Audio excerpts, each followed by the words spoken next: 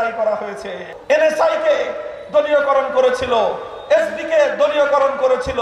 ভ্রাতৃত্বের আচরণ করতে আসলে ভ্রাতৃত্বের আচরণ পাবে, প্রভুত্বের আঙ্গুল তুলতে গেলে সে আঙ্গুল ভেঙে গুড়িয়ে দেব।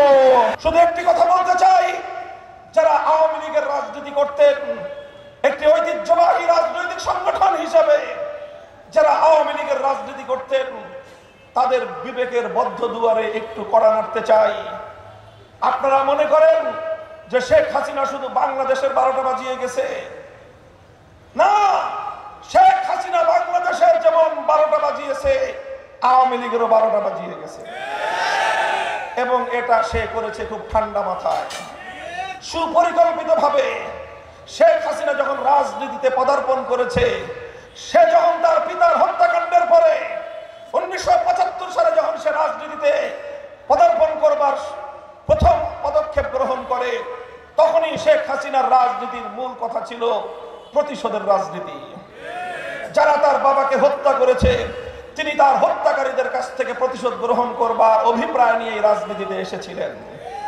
সর্বশেষ জাতিসংঘ থেকে শেখ হাসিনার বিরুদ্ধে যে রিপোর্ট পেশ করা হয়েছে, জুলাই এবং আগস্টের গণহত্যার জন্য স্পষ্টভাবে শেখ হাসিনাকে দায়ী করা হয়েছে।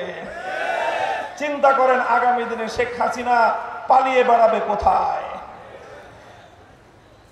ভারতকে বলতে চাই, প্রতিবেশী সুলভ সৌজন্যতা যদি আপনারা রক্ষা করতে চান, যদি আপনারা ন্যূনতম কূটনৈতিক সৌজন্যতা, ভদ্রতা, সভ্যতা রক্ষা করতে চান, বাংলাদেশের আদালত থেকে ওয়ারেন্টভুক্ত আসামি, শত শত খুনের মামলার আসামি শেখ হাসিনাকে বাংলাদেশের বিচার ব্যবস্থার কাছে তুলে দিতে হবে। প্রকৃত অর্থে 75 সালে শেখ মুজিবুর রহমানের হত্যাকাণ্ডের সঙ্গে আওয়ামী লীগের নেতাকর্মীরাই জড়িত ছিল। এই জন্য শেখ হাসিনা 50 বছর রাজনীতি করেছে তার বাবার হত্যাকারীদেরকে উচিত শিক্ষা দেওয়ার জন্য। আর এই জন্যই তিনি জানতেন 5ই আগস্ট কি ঘটতে যাচ্ছে। বাংলাদেশের প্রতিটি রাষ্ট্রীয় প্রতিষ্ঠানকে শেখ হাসিনা দলীয়করণ করেছিল।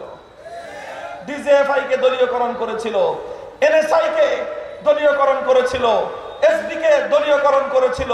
আরে শুধু দলীয়করণ নয়, এই ডিজিএফআই, এনএসআই, এসবি সহ গোটা বাংলাদেশের প্রশাসনকে অন্য সকল রাজনৈতিক দলের বিরুদ্ধে যেমন লেলিয়ে দিয়েছিল, ব্যক্তিগতভাবে আমি মামুনুল হকের বিরুদ্ধে গোটা রাষ্ট্রযন্ত্রকে লেলিয়ে দিয়েছিল শেখ হাসিনা। আমার বিরুদ্ধে লেলিয়ে দিয়েছিল গোয়েন্দা সংস্থাগুলোকে, পুলিশ বাহিনী, র্যাব এবং গোটা বাংলাদেশের রাষ্ট্রযন্ত্রকে ব্যবহার করে আমাদের কণ্ঠকে স্তব্ধ করে দেওয়ার চেষ্টা করেছিল। যখন তিনি নিশ্চিত হয়েছেন যে তার আর এদেশে থাকা চলবে না, এদেশে তার সময় ফুরিয়ে এসেছে, তার রাজনীতি অতীত হয়ে গিয়েছে, এটা জানবার পর তিনি কি করেছেন? আওয়ামী লীগের নেতা কর্মীকে সেভ করার চিন্তা করেছেন? আওয়ামী লীগ দলকে রক্ষা করার চেষ্টা করেছেন? না, তিনি চেষ্টা করেন নাই। এলিমেন্ট আওয়ার শেষ মুহূর্তে আওয়ামী লীগের নেতা কর্মীদেরকে, ছাত্রলীগকে হেলমেট বাহিনী বানিয়ে, যুবলীগকে হাতুড়ি লীগ বানিয়ে, এই ছাত্র জনতার বিরুদ্ধে রিভলভার, পিস্তল, রাইফেল দিয়ে এদেরকে খুনি বাহিনীতে পরিণত করার জন্য বাংলাদেশের দামাল সন্তানদের বিরুদ্ধে রাজপথে নামিয়ে দিয়েছে। আওয়ামী লীগের ভাইয়েরা, আপনাদের নেত্রী কামটা করলো কি বলেন? লজ্জা থাকলে আপনারা আবার এই বাংলাদেশে শেখ হাসিনার নাম মুখে নিতেন। আপনাদের সর্বপ্রথম কাজ হলো শেখ হাসিনার সকল স্মৃতিচিহ্ন নিজ হাতে বাংলার মাটিতে কবর রচিত করে দেওয়া। সেই সঙ্গে ভারতকে বলবো, 53 বছরের তোমাদের বাংলাদেশ নীতি পরিবর্তন করো। বাংলাদেশকে নিজেদের করতলগত করবার দিবাস্বপ্ন ভুলে যাও।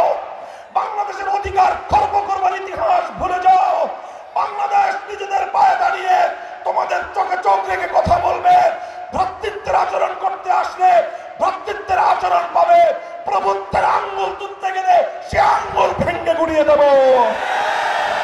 তাই আজ দায়িত্বহীন ভাষায় বলতে চাই, 24 জুলাই এবং আগস্টের এই গণ অভ্যুত্থানের মধ্য দিয়ে বাংলার দামাল ছেলেরা শেখ হাসিনার ফ্যাসিবাদী রাজনীতি, আওয়ামী লীগের বিভাজন এবং বিভক্তির রাজনীতিকে বৃদ্ধাঙ্গুলি প্রদর্শন করেছে।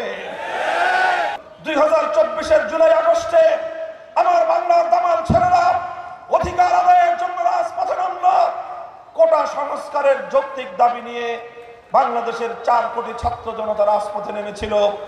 তারা বলেছিল মেধাভিত্তিক একটি জাতি গঠন করতে হলে, মেধাভিত্তিক একটি উন্নত রাষ্ট্র গঠন করতে হলে, যোগ্যতা এবং মেধার মূল্যায়ন করতে হলে প্রচলিত এই কোটা পদ্ধতি সংস্কার করতে হবে, বাতিল করতে হবে।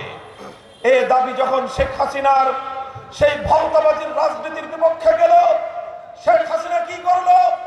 সে তার বিরুদ্ধে যাওয়ার কারণেই এই ন্যায়সঙ্গত আন্দোলনকে এবং এই ন্যায়সঙ্গত আন্দোলনের সংগ্রামী বাংলার কচিকাঁচা এবং এদেশের দামাল সন্তানদেরকে রাজাকারের বাচ্চা বলে গালি দিল।